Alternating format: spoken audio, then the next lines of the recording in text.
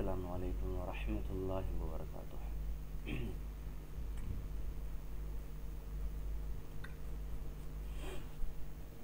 زاد طالبین میں آج ہم لوگ کچھ اور حدیثوں کے بارے میں پڑھیں گے، لیکن پچھلے جتنی حدیثیں ہم نے پڑھی وہ نحو صرف کے اعتبار سے ان کی اپنی تقسیم تھی، جملے اسمیہ جملے فعلیہ کے حساب سے۔ ابھی جو حدیثیں ہیں یہ مطلق حدیثیں ہے، یہ کسی جملے اسمیہ یا جملے فعلیہ وغیرہ کی کیٹیگری میں نہیں آتا ہے، بلکہ یہاں کچھ حدیثیں لکھی گئی ہیں، اور یہاں لکھنے کا ایک مقصد ہے کہ بس آپ کو حدیث کا جو ہے طرز سمجھ میں آ جائے کہ حدیثوں کو لکھا کیسے، مطلب لکھا نہیں، حدیث ہوتا کیسا ہے، تاکہ جب حدیث کی بڑی کتابیں ہم پڑھیں، جیسے یہاں دیکھیے ہر حدیث کے بعد اس کا جو مخرج ہے، یعنی جو اس کا منبع ہے جہاں سے یہ حدیث نکالی گئی ہے،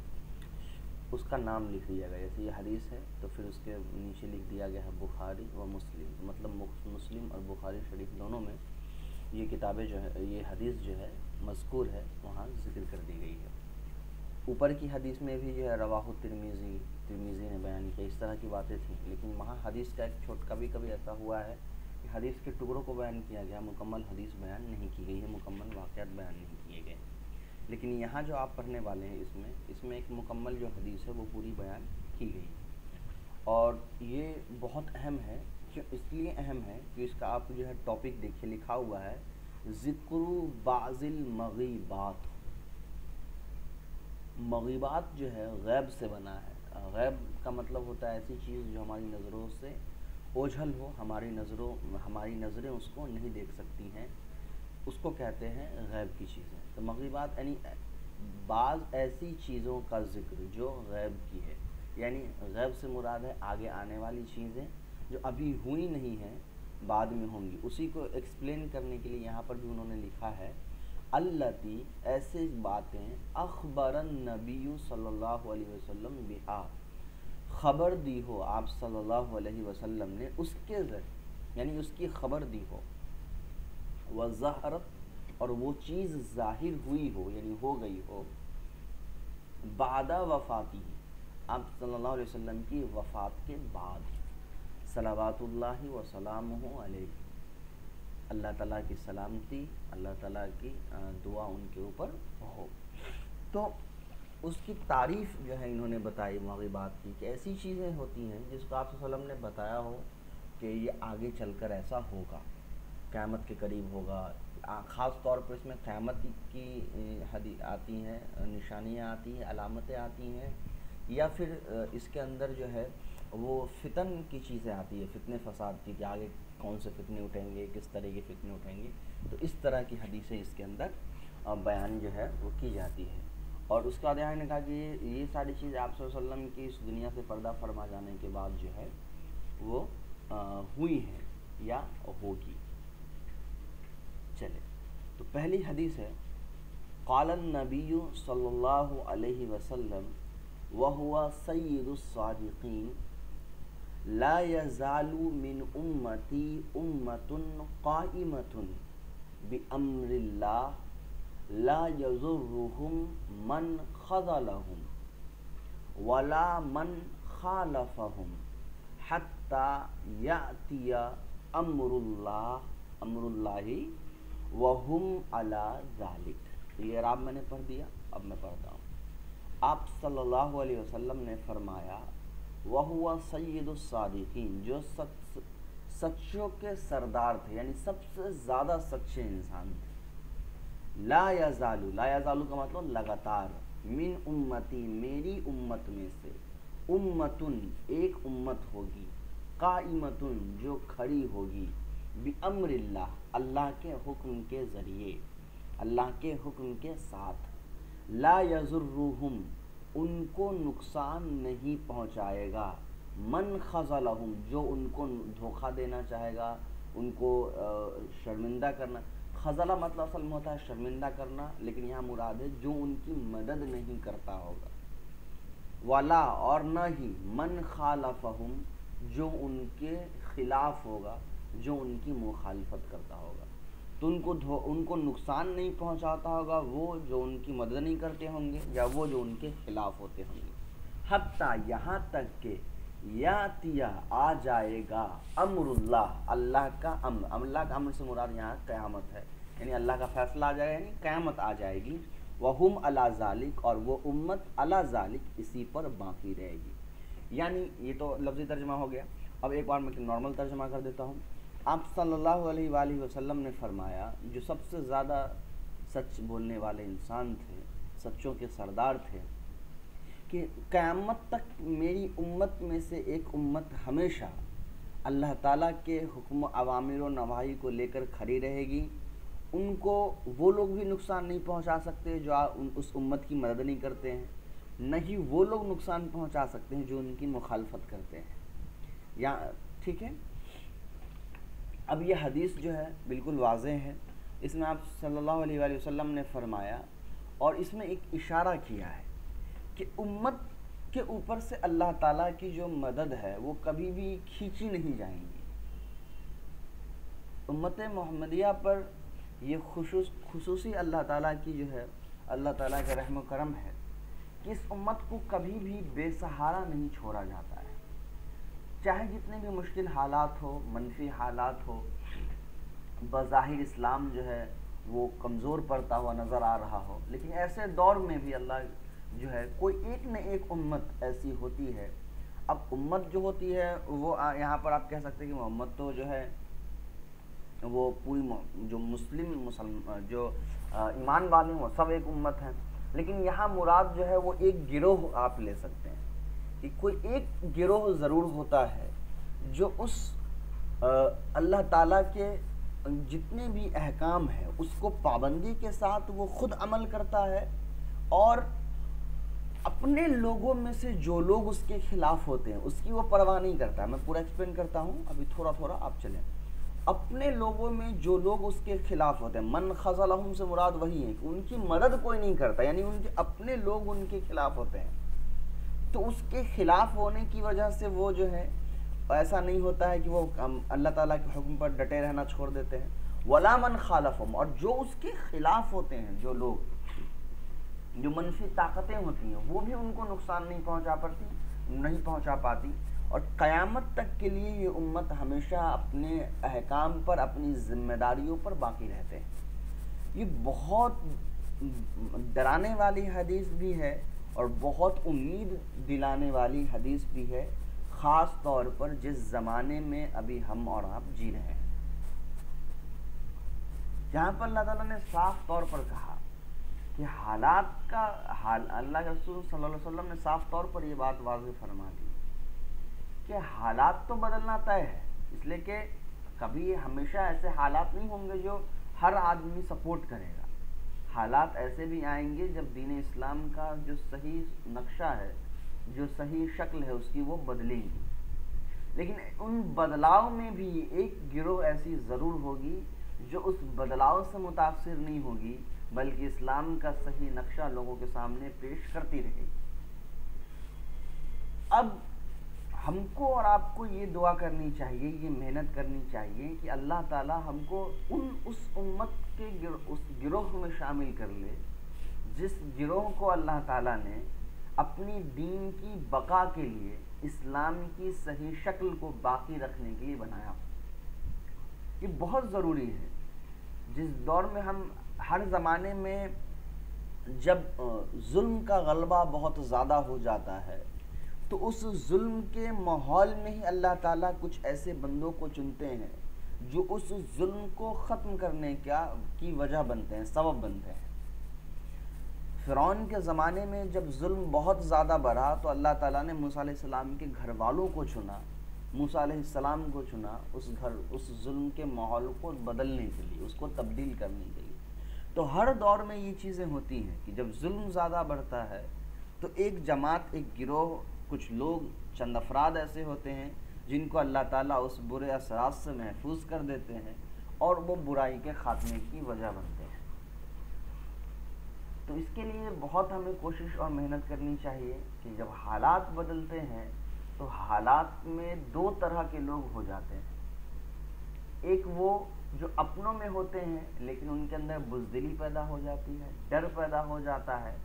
یا ذاتی فائدے کی وجہ سے وہ ظلم کا ساتھ دینے لگتے ہیں، مظلوموں کے ساتھ نہیں ہوتے ہیں۔ تو پھر اس ظلم کے خلاف جب کوئی دوسری جماعت جو ہے وہ آواز اٹھاتی ہے تو یہ لوگ جو ظلم کی وجہ ظلم ظالموں کے ساتھ ہو چکے تھے، یہ ان کو روکنے کی، ان کو گمراہ، ان کو نقصان پہنچانے کی کوشش کرتے ہیں۔ اسی کے بارے میں اللہ کے رسول صلی اللہ علیہ وآلہ وسلم نے فرمایا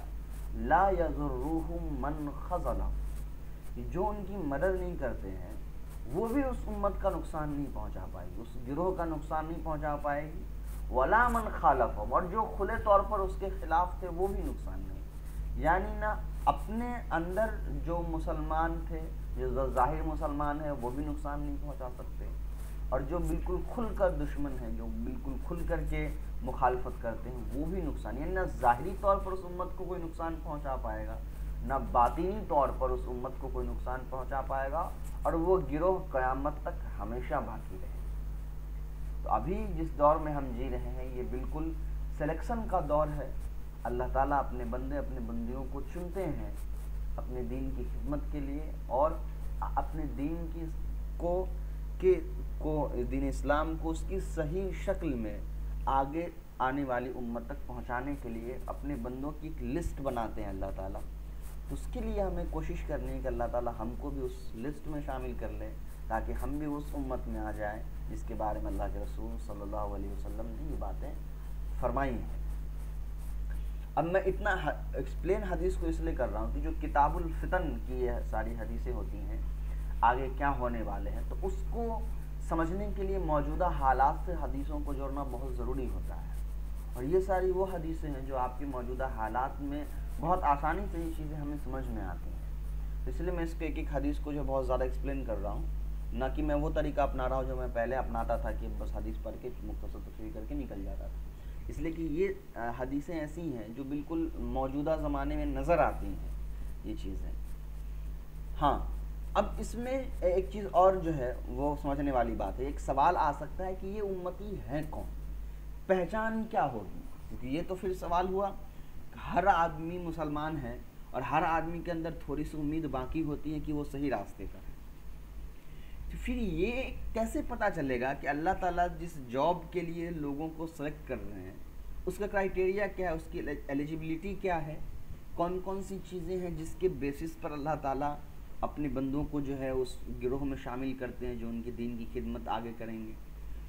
تو دوسری حدیث اور قرآن کی آیتوں سے آپ دیکھیں گے تو وہاں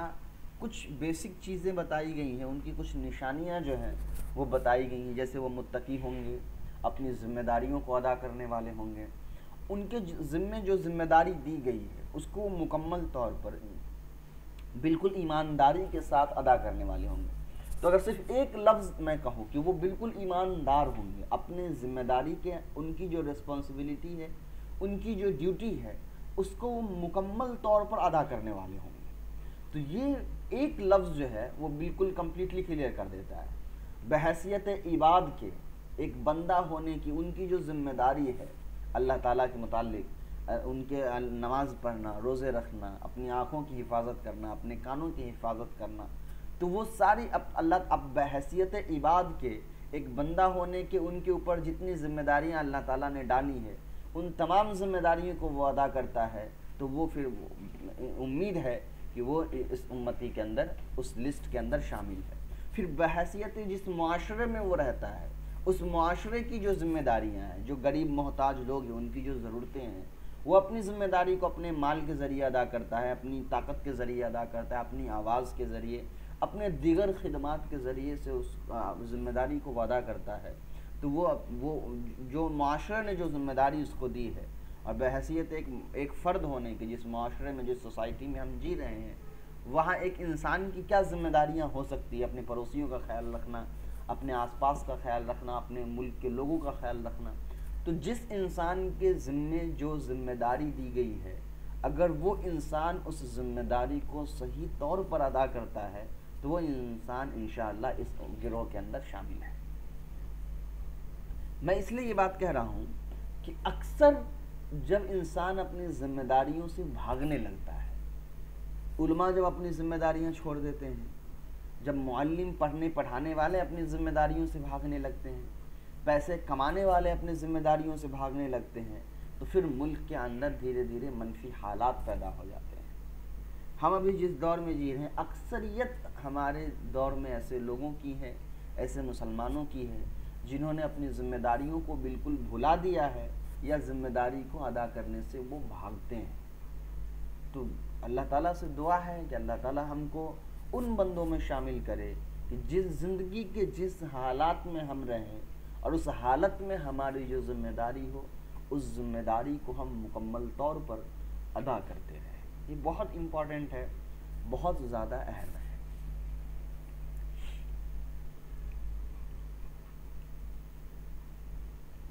بعض علماء نے الگ الگ جو ہے وہ تشریح کی ہے اس بہترین امت کی۔ کسی نے کہا کہ وہ بہترین علماء کی جو ہے وہ فہرست ہوگی جو دینی خدمات انجام دے رہے ہوں گے، پڑھ رہے ہوں گے، پڑھا رہے ہوں گے۔ کچھ علماء، کچھ محدثین نے جو ہے وہ جنگی جہادیوں جو ہیں، جو غزات ہیں، جو حق اور باطل کے درمیان حق راستے پر ہوں گے اور باطل سے مقابلہ کریں گے، ان کے بارے میں کہا۔ تو کچھ علماء محدثین نے جو ہے وہ امت کے نیک جو لوگ ہیں، متقی لوگ ہیں، ان کے بارے میں کہا۔ لیکن حالانکہ اگر ان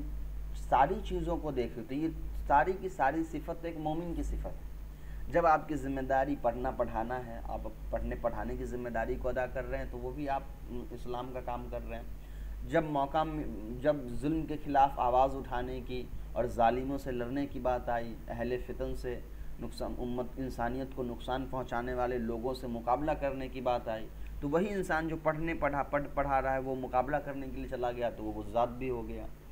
تو اس کی ایک کوئی اسپیشل کیٹیگری نہیں ہے، اس لیے میں نے ایک لفظ میں وہ بات کہی جو انہی ساری چیزوں کو سمجھ کر کے جس وقت جو ذمہ داری ہے اس ذمہ داری کو مکمل طور پر اگر کوئی ادا کر رہا ہے تو اس سے امید ہے کہ انشاءاللہ وہ اس امتی کے اندر شامل ہے۔ دوسری حدیث ہے، وقال النبی صلی اللہ علیہ وسلم یکون فی آخر الزمان دجالون کذابون یأتونکم من الاحادیث بما لم تسمعوا انتم ولا آباؤکم وإیاکم وإیاہم لا یذلونکم ولا یفتنونکم۔ اب صلی اللہ علیہ وسلم نے فرمایا یکونو ہوگا فی آخر الزمان، آخری زمانے میں، دجالون کذابون، دجال بہت ہی بڑا دھوکہ دینے والا، کذاب بہت زیادہ جھوٹ بولنے والا، یاتونکم تمہارے پاس آئے گا، من الاحادیث ایسی باتوں سے، ایسی باتوں کو لے کر کے، من الاحادیث ایسے باتیں لے کر کے، بیما لم جس چیز کو، لم تسمعوا تم نے سنا نہیں ہوگا، انتم نہ تم نے سنا ہوگا، ولا آباؤکم نہ تمہارے آباء و اجداد نے ان چیزوں کو سنا ہوگا۔ فإیاکم وإیاہم، تو ایاکم وإیاہم تو تمہارے لیے کہ تم ان سے بچو۔ ایاکا کا جو لفظ عربی میں استعمال ہوتا ہے وہ بچنے کے لیے استعمال ہوتا ہے، تو یعنی ایاکا کا لفظ لائیں گے تو یہ واحد ایک ایاکا واحد مذکر کے لیے کاف ضمیر ہوتا ہے نا، تو جب ایاکا ہم کہیں گے اس کا مطلب ہے کہ ایک واحد مذکر حاضر آدمی کو ہم کہہ رہے ہیں بچو، تو کس سے بچو تو وہ ہم آگے لاتے ہیں، جیسے الاسد شیر سے بچو۔ تو ایاکم تو یہاں کم کی ضمیر جمع مذکر کے لیے ہے، تو مراد جمع مذکر ہے تو ضمیر جمع مذکر کی، لیکن عربی میں مذکر مؤنث دونوں کو مخاطب کرنے کے لیے مذکر کی ضمیر لائی جاتی ہے۔ تو یہاں مراد ہے کہ اے مسلمان مرد اور عورتیں تم سب بچو، کس چیز سے؟ ان لوگوں سے، یعنی ایسے لوگوں سے جو جھوٹ بانٹتے گدھتے ہیں، جو دھوکے باز ہوتے ہیں۔ لا یضلونکم وہ لوگ تم کو گمراہ نہیں کریں گے، ولا یفتنونکم اور وہ لوگ تم کو فتنوں میں نہ ڈال دیں، یعنی تم بچو کہ وہ لوگ تم کو گمراہ نہ کر دے اور نہ ہی فتنے میں تم کو ڈال دے۔ تو یہاں پر بھی آپ صلی اللہ علیہ وسلم نے آگے آنے والی گروہ کے بارے میں بتایا کہ ایک ایسے گروہ آگے چل کر آ جائیں گے جو دجال ہوں گے۔ دجال اصل میں دھوکے باز کو جو ہے وہ کہا جاتا ہے، اور یہ دھوکے باز اس اعتبار سے کہ وہ ظاہر میں جیسا ہوتا ہے باطن میں وہ ویسا نہیں ہوتا ہے۔ دجل کا مطلب ہی ایک دھوکہ ہوتا ہے، الوژن کریٹ کرنا ہوتا ہے کہ جو چیز نہیں ہو رہی ہے وہ چیز آپ کو نظر آنے لگتی ہے، تو اس کو کہا جاتا ہے دجل۔ تو اس دجال کا مطلب ہوا کہ ایک انسان ایسا ہو سکتا ہے کہ جس کا ظاہر آپ کو بہت زیادہ بہتر لگتا ہو، ظاہر میں وہ بہت زیادہ ایماندار نظر آتا ہو، سچا نظر آتا ہو، یا دوسری جتنی چیزیں، اس لیے کہ دجال کا مطلب یہ ہے کہ ظاہر اور باطن میں فرق ہوتا ہے، وہ اندر جیسا ہوتا ہے وہ باہر سے ویسا نہیں ہوتا ہے۔ تو دجال ہوگا یعنی دھوکہ دینے والا ہوگا، دھوکے باز ہوگا، اور کذاب ہوگا، بہت زیادہ جھوٹ بولنے والا ہوگا۔ تو یہ دونوں ایسے ہوں گے کہ ایسی ایسی باتیں، ایسی خبریں یہ بیان کرنے لگیں گے جس کو نہ تم نے سنا ہوگا نہ تمہارے باپ داداؤں نے سنا ہوگا، اور اس کا اللہ کے رسول صلی اللہ علیہ وسلم وصیت کر رہے ہیں کہ تمہارے لیے ضروری ہے کہ تم اس طرح کی خبروں سے بچو، اس لیے کہ ایسا نہ ہو کہ یہ خبریں تم کو گمراہ کر دیں یا تم کو فتنہ فساد میں ڈال دیں۔ تو اس طرح کی جو خبریں ہیں اس سے تمہارے لیے بچنا بہت ضروری ہے۔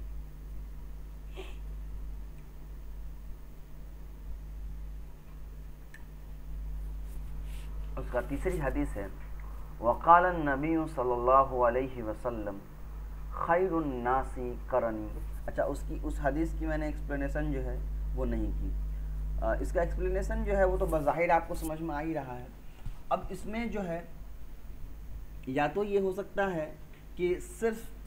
آپ صلی اللہ علیہ وسلم کی حدیثوں کے متعلق یہ بات آئی ہوں، لیکن چونکہ یہاں جو ہے وہ کیٹیگری نہیں، مطلب صرف ایک چیز کے بارے میں فکس کرنا یہ مناسب نہیں ہوگا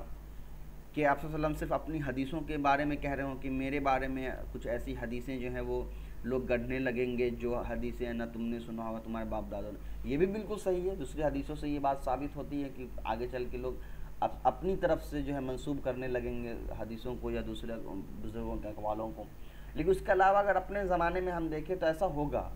کہ جو جھوٹے لوگ ہوتے ہیں، جو دھوکے باز لوگ ہوتے ہیں، وہ فیک نیوز کا سہارا لیتے ہیں، جو جھوٹی خبریں ہوتی ہیں اس کا سہارا لیتے ہیں امت کو سچائی سے دور رکھنے کے لیے اور امت کے اندر فتنہ فساد پیدا کرنے کے لیے۔ تو آپ ہمیشہ دیکھیں گے ہر اپنے زمانے کے جو ظلم کرنے والے لوگ ہوتے ہیں، جو دجال قسم کے لوگ ہوتے ہیں، جو کذاب قسم کے لوگ ہوتے ہیں، وہ ہمیشہ ان جھوٹی خبروں کا سہارا لیتے ہیں، اور وہ جھوٹی خبریں ایسی ہوتی ہیں جو بالکل یقین کرنے کے لائق نہیں ہوتی ہیں، وہ ایسی انوکھی ہوتی ہیں کہ نہ اس طرح کی خبریں کبھی کسی نے سنی ہوتی ہے، نہ پہلے اس طرح کی خبریں ہوتی ہیں، یعنی وہ عجیب و غریب قسم کی خبریں بیان کرتے ہیں، اور وہ فیک نیوز کے ذریعے امت کو گمراہ کرنے کی کوشش کرتے ہیں۔ اب وہ امتی مسلمان ہو یا اس ملک کے جتنی باشندے ہوں، تو اگر یہ اگر ایک گروہ کی خاصیت ہے تو وہ گروہ اس کو نقصان جو ہے گمراہ کرتا ہے۔ اگر یہ ملکی طور پر ایسے ملکی طور پر حکمرانوں کے اندر دجالی اور کذاب والی صفت آ جائے تو پھر وہ جو ہے اس کا استعمال اپنے ملک کے رہنے والے لوگوں کے لیے کرتے ہیں کہ وہ فیک نیوز اور جھوٹی خبریں پھیلا کر اس امت کے لوگوں کو گمراہ کرتے ہیں اور اس کو فتنے فساد میں ڈال دیتے ہیں۔ فتنے فساد میں ڈالنے کا مطلب یہ ہوتا ہے کہ اس جھوٹی خبر کے بنا پر آپس میں لوگوں کو لڑا دیتے ہیں، ان کو نقصان پہنچا دیتے ہیں۔ اور آج کے دور میں تو یہ بالکل جو ہے وہ عام بات ہو چکی ہے۔ اگر آپ اس حدیث کو آج کے دور میں اس حساب سے سمجھیں کہ جو واٹس ایپ کے ذریعے اور جو سوشل میڈیاز کے ذریعے اور جو مین اسٹریم میڈیا جو نیوز چینلوں کی جو چیزیں ہیں وہاں پر بھی اس طرح کی جو یہ نیوزیں جو ہیں وہ چلتی ہیں جو لوگ اکثر آبادی کو گمراہ کر دیتی ہے، اس کو نقصان پہنچاتی ہے، اس کو غلط انفارمیشن دے دیتی ہے، اور اس غلط انفارمیشن کے بنا پر اس ملک کے اندر، اس امت کے اندر فتنے فساد، دشمنی اور جھگڑے وغیرہ شروع ہو جاتے ہیں۔ قال النبی صلی اللہ علیہ وسلم، آپ صلی اللہ علیہ وآلہ وسلم نے فرمایا خیر الناس قرنی، سب سے بہترین ناس میرے زمانے کے ہیں۔ قرن مطلب زمانہ ہوتا ہے، اس کی جمع قرون آتی ہے۔ اس کی لغت کی جو تحقیق ہے انشاءاللہ میں پوری کتاب کی ایک ساتھ بھیجوں گا آپ کو۔ تو خیر الناس قرنی، لوگوں میں جو سب سے بہتر اور خیر ہیں، اچھے لوگ ہیں، قرنی وہ میرے زمانے کے لوگ ہیں۔ ثم الذین یلونہم، اس کے بعد وہ لوگ جو ان سے ملتے ہیں یعنی ان سے قریب ہوتے ہیں، یعنی جو سب سے بہتر لوگ ہیں وہ میرے زمانے میں، جو موجودہ زمانے میں ابھی لوگ موجود ہیں، اس کے بعد جو لوگ ان سے قریب ہوں گے، تو محدثین کرام نے جو ہے ان کی اس حدیث کی تشریح اس اعتبار سے کی ہے کہ وہ جو سب سے بہترین لوگوں میں سب سے بہترین جو لوگ تھے وہ صحابہ کرام تھے، ان کے بعد جو تابعین تھے، پھر جو تابعین تھے، تو ایک قرنی سے مراد صحابہ کرام رضی اللہ عنہم اجمعین، ثم الذین یلونہم سے مراد تابعین رحمہم اللہ، اور اس کے بعد ثم الذین یلونہم سے مراد ہے تابعین رحمہم اللہ جتنے بھی ہیں۔ ثم یجیء قوم، اس کے بعد آئے گی ایک قوم، سبق یسبق، ضرب یضرب باب سے بھی آتا ہے، سبق یسبق نصر ینصر باب سے بھی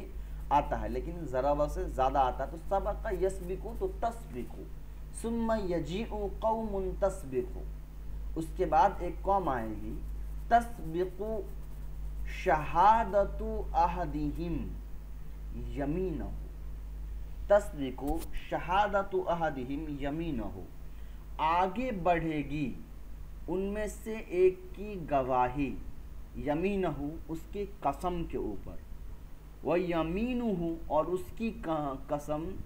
شہادتہ اس کی گواہی پر۔ کیا مطلب اس کا میں سمجھاتا ہوں، پہلے لفظی ترجمہ دیکھ لیجئے۔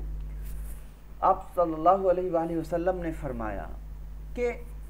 سب سے بہترین جو زمانہ ہے وہ میرا زمانہ ہے، اس کے بعد اس زمانے سے قریب کا جو زمانہ ہے وہ بہترین ہے، اس کے بعد جو زمانہ ہے وہ بہترین ہے، یعنی ایک سیکوینس میں دھیرے دھیرے اچھائی ختم ہوتی جائے گی، اور آگے چل کے ایسی قوم پیدا ہو جائے گی، ایسی قوم بن جائے گی جو اپنے قسم سے پہلے گواہی دے دے گی، یا گواہی سے پہلے قسم کھا لے گی۔ اب یہ ایک جو ہے سسٹم، اسلام میں قسم کے کھانے کے بھی، کب قسم کھائی جائے، کیسے قسم کھائی جاتی ہے، اس کا اپنا ایک طریقہ ہے، اور کب گواہی دینی ہے، گواہی کا کیا طریقہ، اس کا اپنا ایک الگ طریقہ ہے۔ تو اس حدیث کے مطلب یہ ہے کہ لوگ اتنے زیادہ بے پرواہ ہو جائیں گے، اتنے لاپرواہ ہو جائیں گے، قسم کتنی سنگین چیز ہے، کتنی جو ہے وہ زیادہ اہتمام کی چیز ہے، یا جو گواہی ہے کسی کے بارے میں، کوئی کسی چیز کا گواہ بننا، یہ کتنا اہم چیز ہوتا ہے۔ تو یہ دونوں جتنی اہم چیزیں، اس میں بھی لوگ جو ہے وہ پرواہ نہیں کریں گے، نہ قسم کھانے میں، نہ گواہی دینے میں، یعنی جھوٹی گواہی دینے میں ان کو کوئی فرق نہیں پڑے گا، جھوٹی قسمیں کھانے میں ان کو کوئی فرق نہیں پڑے گا، وہ قسم کھا کر کے اپنی جھوٹی گواہی کو ثابت کریں گے، یا جھوٹی گواہی دے کر جھوٹی قسمیں کھا کر وہ کسی کے خلاف یا کسی کے سپورٹ میں جو ہے غلط گواہی اور غلط بیانیہ کرنے لگیں گے۔ تو یعنی ایک برے زمانے کی باتیں جو ہے، آپ صلی اللہ علیہ وسلم نے فرمایا کہ وہ زمانہ آ جائے گا جس زمانے میں صحیح اور غلط چیزوں کے درمیان لوگ فرق نہیں کریں گے، اتنے بے پرواہ ہو جائیں گے کہ ان کو کوئی فرق نہیں پڑے گا کہ وہ غلط کیا کر رہے ہیں اور صحیح کیا کر رہے ہیں۔ اس کے بعد آگے آپ صلی اللہ علیہ وسلم نے فرمایا، یعنی دوسری حدیث میں، وقال النبی صلی اللہ علیہ وسلم، آپ صلی اللہ علیہ وآلہ وسلم نے فرمایا، لَيَأْتِيَنَّ ضرور آئے گا ایک زمانہ، عَلَى النَّاسِ لوگوں کے اوپر، زمانٌ ایک زمانہ، لیاتی لام تاکید کے، لَيَأْتِيَنَّ ضرور آئے گا لوگوں کے اوپر، زمانٌ ایک زمانہ، لا یبقى احد کوئی باقی نہیں رہے گا، کوئی باقی نہیں رہے گا، الا مگر اکل الربا سود کھانے والے، سود خوری باقی رہے گی، فإن لم یاکلہ تو اگر وہ اس کو کھائے گا نہیں، یعنی اس سود کو کوئی کھائے نہ، اصابہ من بخارہ اس کو پکڑ لے گا، بخاری ہی سود کے بھاپ میں سے، یعنی سود کا بھاپ اس کو ضرور پکڑ لے گا۔ یہ تو لفظی ترجمہ ہوا، اصل ترجمہ کیا ہوا کہ لا یاتین علی الناس زمان لا یبقى احد الا اکل الربا فان لم یاکلہ اصابہ من بخارہ، ایک زمانہ لوگوں پر ایسا آئے گا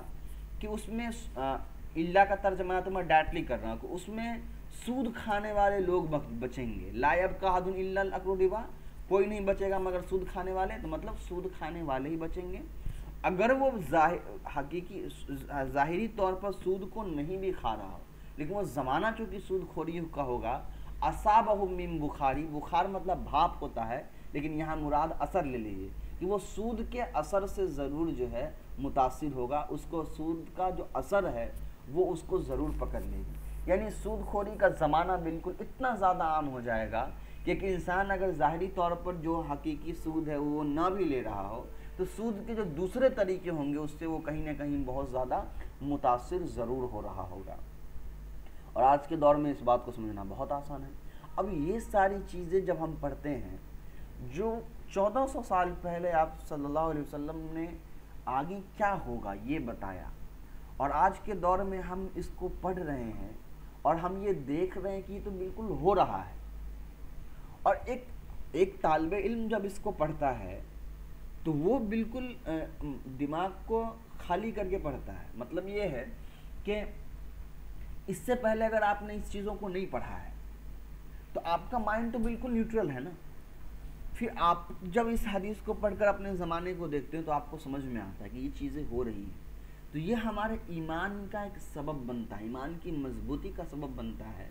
کہ جس نبی کو ہم بغیر دیکھے مانتے ہیں، جس اللہ کو بغیر ہم دیکھے مانتے ہیں وہ سچے ہیں، جس اسلام پر ہم چلتے ہیں وہ اسلام بالکل سچا ہے، کیونکہ اس اسلام نے قیامت تک کے لوگوں کے لیے ایک رہنمائی پیش کی ہے، اور اس رہنمائی میں بھی ہم مشکل حالات میں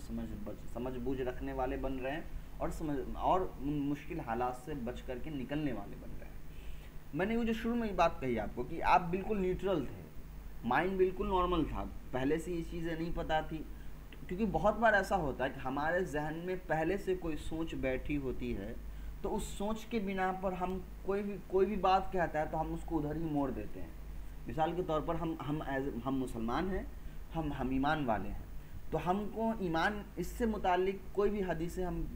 سنیں گے تو اس کو ہم ڈائریکٹلی ایمان سے جوڑ دیتے ہیں، تو ایمان ہونے کی وجہ سے اس کو ہم ایکسیپٹ کرتے ہیں کہ ہم مسلمان ہیں تو یہ ساری چیزیں صحیح ہی ہوں گی۔ ایک تو یہ ہوتا ہے کہ ہم پہلے سے اس چیز کو مانے ہوئے ہوتے ہیں تو اس کی ہر بات کو ہم مان لیتے ہیں، چاہے وہ ہم کو سمجھ میں آئے یا نہ آئے، یہ ہمارے ایمان کا ایک درجہ ہوتا ہے۔ اور ایک ہوتا ہے کہ ہم بالکل نیوٹرل ہوتے ہیں اور وہ باتیں بتائی جاتی ہیں اور وہ باتیں دھیرے دھیرے ہم کو ایمان کی طرف کھینچ کر کے لے جاتی ہے، وہ بہت اہم ہو جاتا ہے، کیونکہ اب وہاں جو ایمان آپ لاتے ہیں اور آپ کا جو ایمان مضبوط ہوتا ہے وہ آپ کی اپنی تحقیق پر مضبوط ہوتا ہے، آپ کے اپنے تجربے پر ہوتا ہے۔ اس کو بالکل ویسے ہی سمجھے جیسے ایک ایسے لوگ ہوں جو مسلم گھرانے میں پیدا ہوتے ہیں، بچپن سے وہ پڑھتے ہیں تو اپنے آپ کو مسلمان مانتے ہیں، اس لیے کہ وہ بچپن سے اسلامی جو طریقے ہیں اس پر وہ پلے بڑھے ہیں۔ اور ایک وہ انسان جو دوسرے مذہب میں پیدا ہوتا ہے، وہ دھیرے دھیرے تحقیق کرتا ہے، مائنڈ نیوٹرل ہوتا ہے اس کا، وہ تحقیق کرتا ہے، پھر وہ دھیرے دھیرے ایمان کی طرف آتا ہے، تو دونوں کے ایمان میں فرق ہوتا ہے۔ تو ایسے ہی اس حدیثوں کو بھی آپ اپنے ایمان کے بڑھوتری کو اور اپنے ایمان کے یقین اپنے ایمان کی مضبوطی اور دل کے یقین کو جو ہے بڑھانے کا سبب بنائیں گے، کہ یہ حدیثیں جب آپ پڑھیں تو آپ کو لگے کہ یہ اللہ کے رسول صلی اللہ علیہ وسلم نے جو کتنی بڑی باتیں جو ہیں وہ ہم کو بتائی ہیں، اور یہ ساری چیزیں آج کے زمانے میں ابھی ہو رہی ہیں، تو ہمارا ایمان مضبوط ہوتا ہے کہ ہم کسی ایسے نبی کو نہیں مان رہے ہیں جس کو نعوذ باللہ کوئی کہہ دے کہ جھوٹا تھا، وہ اسی طرح کا جسے دوسرے لوگ کہتے ہیں، بلکہ ہم ایک ایسے نبی کو مان رہے ہیں جو واقعی میں سچا تھا، اس لیے کہ جو سچا ہوگا وہی تو آگے ہونے کی سچی باتوں کی جو ہے وہ سچی خبر دے پاتا ہے۔ 5ویں حدیث ہے، وقال النبی صلی اللہ علیہ وسلم، آپ صلی اللہ علیہ وآلہ وسلم نے فرمایا، ان الدین بدأ غریب، بے شک دین بدأ شروع ہوا تھا غریباً اجنبی، یعنی بے شک دین اجنبی طور پر شروع ہوا تھا، وَسَيَعُودُ كَمَا بَدَأَ، اور ان قریب یہ لوٹ جائے گا جیسا بدأ شروع ہوا تھا، یعنی اجنبی بن کر کے بڑھا تھا، شروع ہوا تھا، اور واپس اجنبی بن جائے گا، لوٹ جائے گا جیسے شروع ہوا تھا، یعنی اجنبی شروع ہوا تھا اور اجنبی میں واپس لوٹ جائے گا۔ فَطُوبَى، خوشخبری ہے، لِلْغُرَبَا، اجنبی لوگوں کے لیے، وَهُمْ، اور وہ لوگ ہیں، الَّذِينَ يُصْلِحُونَ، وہ لوگ ہیں جو سنوارتے ہیں، ٹھیک کرتے ہیں، ما افسد الناس، ان چیزوں کو، افسد الناس جس کو لوگوں نے بگاڑ دیا ہے، من بعدی میرے بعد، من سنتی میری سنتوں کو. تو یہ من بیانیہ ہے، تو آپ کہہ سکتے ہیں میرے بعد میری سنتوں کو جو لوگوں نے بگاڑ دیا ہے اس کو وہ صلح کریں گے، اس کو وہ ٹھیک کریں گے. تو آپ صلی اللہ علیہ وسلم نے یہ فرمایا کہ عنقریب جو آخری زمانے میں دین، چونکہ وہ دین شروع میں جب بنا تھا تو اجنبی تھا، پھر دھیرے دھیرے لوگ اسلام میں لائے اور دین بالکل پھیل گیا. ویسے ہی ایک زمانہ ایسا کہ دھیرے دھیرے لوگ دین پر عمل کرنا چھوڑ دیں گے تو وہ دین پھر واپس سے اجنبی بن جائے گا. اجنبی کا مطلب یہاں پر ہے کہ وہ پھر ایک کم ہو جائے گا. تو جب کم ہو جائے گا تو ایسی صورت میں بھی پھر جو ہے اللہ تعالیٰ، اللہ کے رسول صلی اللہ علیہ وسلم بتا رہے ہیں کہ کچھ ایسے اجنبی لوگوں سے مراد کچھ ایسے ایمان والے ضرور موجود ہوں گے جو اس زمانے میں بھی دین کے اندر جو خرابیاں پیدا آ گئی ہیں، جو دین کے اندر جو غلط چیزیں آ گئی ہیں، اس کو وہ درست کر کے دین کو مضبوطی سے تھامے رہیں گے. اس لیے کہ شروع میں ہی ہم نے وہ حدیث پڑھی کہ زمانے میں، ہر زمانے میں ایک امت، ایک گروہ تو ایسی ضرور ہوگی قیامت تک کے لیے جو امت کو اپنی ذمہ داریوں کو ادا کرتی رہے گی. تو اسی لیے اس سے مراد آپ وہ ایک صفت یہ بھی لے لیجیے اس امت کی، یہ وہ امت ایسی ہوگی جو آپ صلی اللہ علیہ وسلم کی جتنے بھی طریقے ہیں اس میں جو فساد پہنچا ہے، جو سنت میں، جو حدیث میں جو فسادیں آئی ہیں، جو نقصان پہنچا ہے لوگوں کے ذریعے، اس کو بھی وہ صلح کریں گے. تو یہ بھی ایک صفت ہو گئی اس امت کی جو قیامت تک باقی رہے گی دین اسلام اور اپنی ذمہ داریوں کو ادا کرنے میں. اس کا آگے کہہ رہے ہیں اب صلی اللہ علیہ وسلم، جو چھٹی حدیث اس میں ہے، یحمل ھذا العلم من کل خلف عدولہ، اٹھائے گا اس علم کو، من کل خلف، ہر خلفن کا جو اصل لفظ ہوتا ہے اس کا مطلب جو ہے وہ نسل در نسل آپ اس کا ترجمہ کر سکتے ہیں، یعنی باپ پھر بیٹا پھر اس طریقے سے آگے بڑھتا ہے، یا دادا باپ بیٹا، تو اس طریقے سے ایک نسل جو چلتی ہے اس کو کہاتا ہے خلف. تو اٹھائے گا اس علم کو ہر نسل کے لوگ، ہر نسل میں سے کون اٹھائے گا؟ عدولہ، جو بہتر ہوں گے، انصاف کرنے والے ہوں گے. یعنی اس علم کو ہر نسل میں ایسے لوگ اٹھائیں گے، یعنی اس کی ذمہ داریوں کو نبھائیں گے جو انصاف کرنے والے ہوں گے.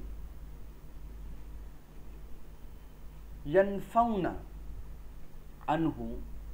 اور اس سے دور کریں گے، ینفون عنہ دور کریں گے، بچائیں گے کیا؟ تحریف الغالین، گلو کرنے والوں کی تحریف کو. ساری چیز ایکسپلین کروں گا، بھلے صرف ترجمہ دیکھ لیجیے. غلو کرنے والے تحریف کو، تحریف سے مراد ہے من گڑھت چیزیں جو ہم خود لکھ لیتے ہیں. غالین جو ہے گلو کرنے، گلو مطلب ہوتا ہے کسی چیز کو خوب بڑھا چڑھا کر کے پیش کر دینا. تو بڑھا چڑھا کر کے جو بدلاؤ کی گئی ہوگی علم کے اندر، دین کے اندر، اس سے اس کو وہ دور کریں گے. اس کے بعد ہے وانتحال المبطلین. انتحال مطلب ہوتا ہے جھوٹا منسوب کر دینا، جھوٹ بیانی کرنا. مبتلین مطلب ہوتا ہے جھوٹ بولنے والے. تو ایسے لوگ جو جھوٹ بولنے والے ہوں گے وہ غلط بیانیہ کو اپنی طرف مطلب غلط بیانی کریں گے، یعنی وہ کسی کی باتوں کو اپنی طرف منسوب کر لیں گے. بات کوئی اور کہہ رہا ہوگا، کچھ اور ہوگا، اس کو وہ اپنی طرف منسوب کر لیں گے جھوٹا بنا کے، جھوٹ بول بول کر.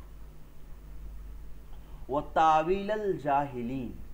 اور جو ان پڑھ لوگ، جاہلین سے مراد ہے ایسے لوگ جن کو کچھ نہیں پتا ہوگا، وہ تعویل کریں گے، یعنی وہ ایکسپلین کرنے لگیں گے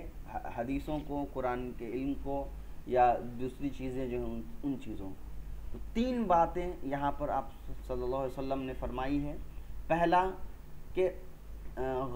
غلو کرنے والوں کی تحریف، تو اس کا یہاں دیکھ لیجیے، یہاں لکھا ہوا ہے الذین تحریف الغالین کا انہوں نے ایکسپلیشن کیا، المبتدعات الذین یتجاوزون فی کتب اللہ و سنت رسولہ عن المعنی المرادی،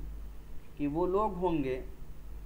جو تجاوز کر جائیں گے، حد سے آگے بڑھ جائیں گے اللہ تعالیٰ کی کتاب میں، آپ صلی اللہ علیہ وسلم کی سنت میں، عن معنی المراد، جو معنی اصل میں ہے کتاب و سنت کا، اس کے اندر وہ بہت آگے بڑھ جائیں گے اور اپنے من سے اس کے اندر جو ہیر پھیر بدلاؤ وغیرہ کرنے لگेंगे। तो ये तहरीफ الغالین का तर्जमा उन्होंने किया है। उसके बाद वंतहाल المبتلین का तर्जमा किया अल इंतहालु इद्दिआउ क़ौलुल गैरी औ शारी लिनफ्सिही कील हुआ किनायतु अनिल कज़्बी। इंतहाल कहा जाता है किसी ऐसी चीज़ का के बातों को, यानी किसी दूसरे के बात को या किसी दूसरी चीज़ों को अपनी तरफ जो है मंसूब कर लिनफ्सिही, अपनी तरफ मंसूब कर लेना। हुआ किनायतु अनिल कज़्बी, और इसको झूठ से जो है किनाया कहा गया, यानी ये भी एक किस्म का झूठ होता है। इसलिए कि झूठ मतलब झूठ किसको कहते हैं? कोई ऐसी चीज़ जो नहीं हुई हो और उसको हम कहते हैं वो हुआ है। तो वैसे ही जो बातें वो खुद नहीं कहता उसको अपनी तरफ मोड़ लेता है कि उसने वो कहा है। उसके बाद है तावील। इंतहाल का मतलब जो तर्जमा होता है वो इंतहाल का तर्जमा समझ लिए। इंतहाल का मतलब ही होता है मंसूब करना, अपनी तरफ चीज़ों को अपनी तरफ मंसूब कर लेना। तावील अल जाहिलीन का मतलब होता है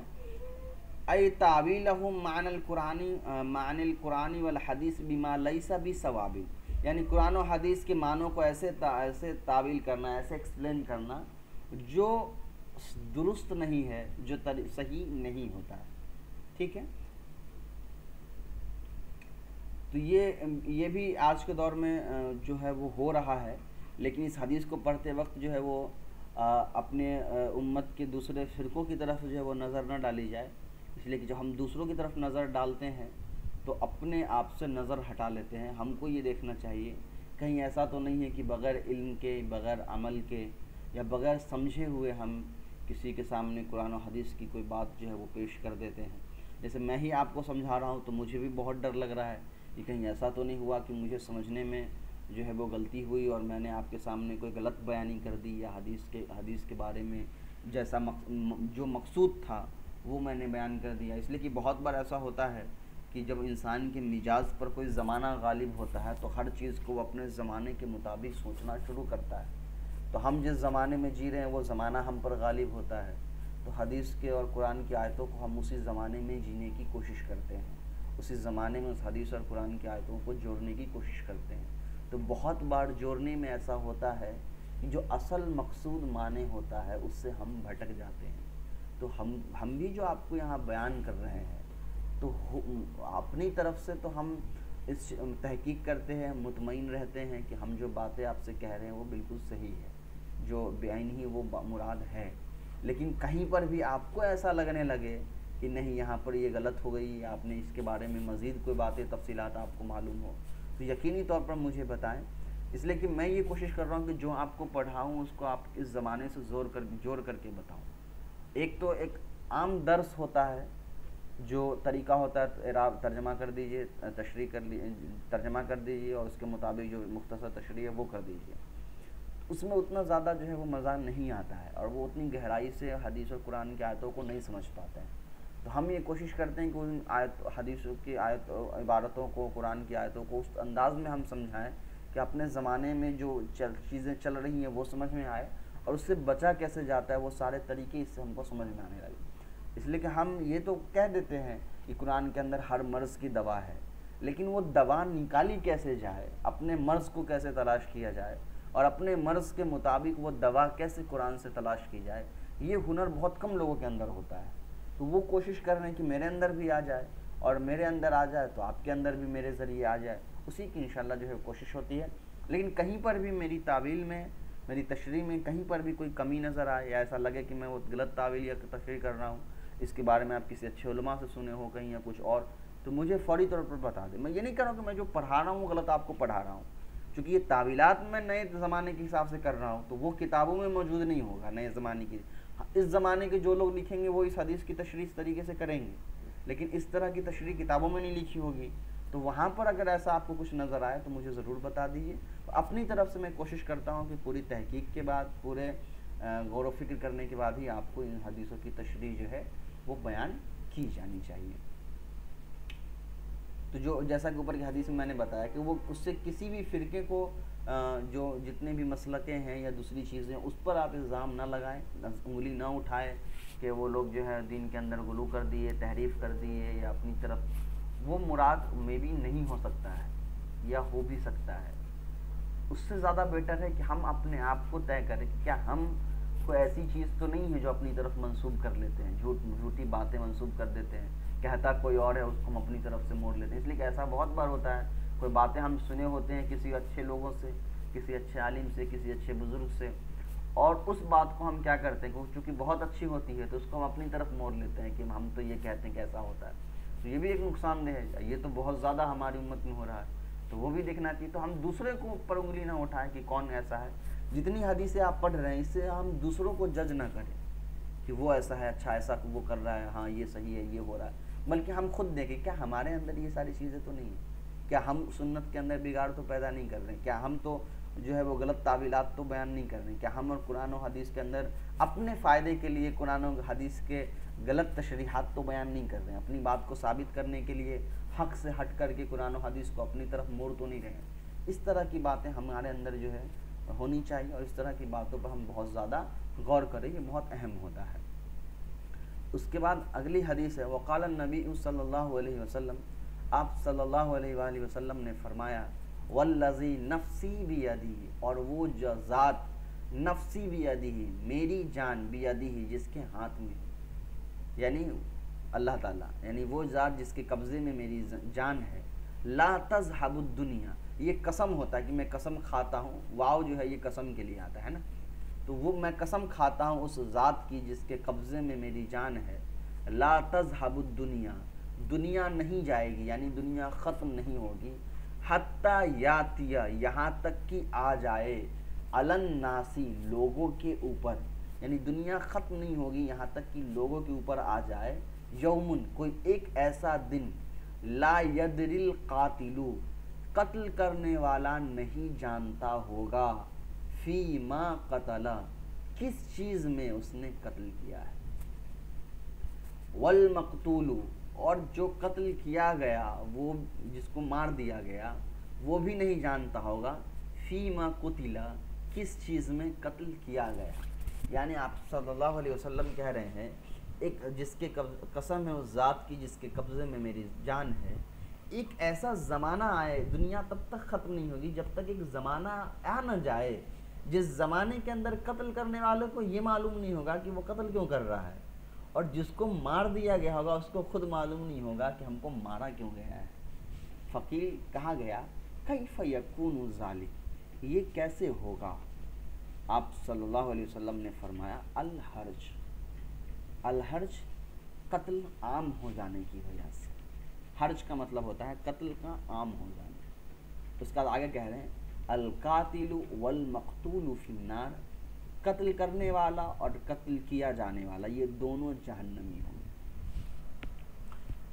اب یہاں پر ایک سوال ہے کہ قتل کرنے والا جہنم میں جائے، یہ تو ٹھیک ہے، سمجھ میں آتا ہے، قتل نہیں کرنی چاہیے، بری چیز ہے، لیکن جس کو مار دیا گیا وہ تو مظلوم ہو گیا، پھر وہ جہنم میں کیوں جائے گا؟ تو ایک دوسری حدیث ہے جو یہاں بیان نہیں کی گئی ہے، اس سے یہ بات ثابت ہوتی ہے کہ وہاں آپ صلی اللہ علیہ وسلم نے یہ ایک لائن اور انکریز کیا ہے، بڑھایا ہے، اور کہا ہے کہ قاتل جہنم میں جائے گا کہ اس نے تو قتل کیا، لیکن مقتول اس لیے جہنم میں جائے گا کہ وہ بھی نیت رکھتا تھا کہ اگر قاتل کے موقع ملے تو وہ قاتل کو مار دے. یعنی وہ دونوں قتل ایک دوسرے کے قتل پر اتارو ہوں گے، لیکن اس میں سے ایک طاقتور ہوگا تو ایک دوسرے کو مار دے گا، لیکن نیتیں دونوں کی ایک دوسرے کو مارنے کی تھی. چونکہ نیت کی وجہ سے اس کو یہ نقصان ہوگا کہ وہ اگرچہ مر گیا، مارا گیا، لیکن پھر بھی وہ قاتل کے ساتھ جہنم جائے گا، اس لیے کہ اس کی نیت قاتل کی نیت تھی. تو اس سے یہ بات سمجھ میں آ گئی. ہاں، اگر کوئی ایسا بندہ جس کی یہ نیت نہیں ہے تو وہ انشاءاللہ وہ مظلوم رہے گا، وہ جہنم میں نہیں جائے گا. اب یہ پھر صحابہ کرام رضی اللہ عنہم نے پوچھا کہ یہ ایسا معاملہ کیا ہے، یہ کون سا زمانہ ہوگا اور ایسا کیوں ہوگا؟ تو آپ صلی اللہ علیہ وسلم نے فرمایا کہ یہ قتل کے عام ہو جانے کی وجہ سے، یعنی کسی کو جان سے مار دینا یہ کوئی بڑی بات نہیں ہوگی اس زمانے میں. ایک انسان کی جان کی قیمت ایک جانور کے جان سے بھی زیادہ نیچے آ جائے گی، یعنی انسان کی زندگی کی کوئی اہمیت باقی نہیں ہوگی. کوئی کسی کو قتل کر دے گا، قتل کرنے والے کو بھی یہ معلوم نہیں ہوگا کہ اصل میں وہ قتل کیوں کرتا ہے، اور جس کو مار دیا گیا اس کو بھی یہ احساس نہیں ہوگا کہ اس کو مارا کیوں جا رہا ہے.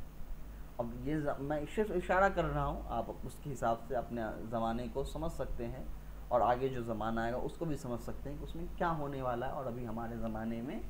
کیا ہو رہا ہے.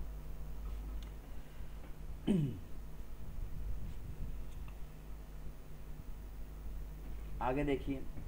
وقال النبی صلی اللہ علیہ وسلم، آپ صلی اللہ علیہ وسلم نے فرمایا،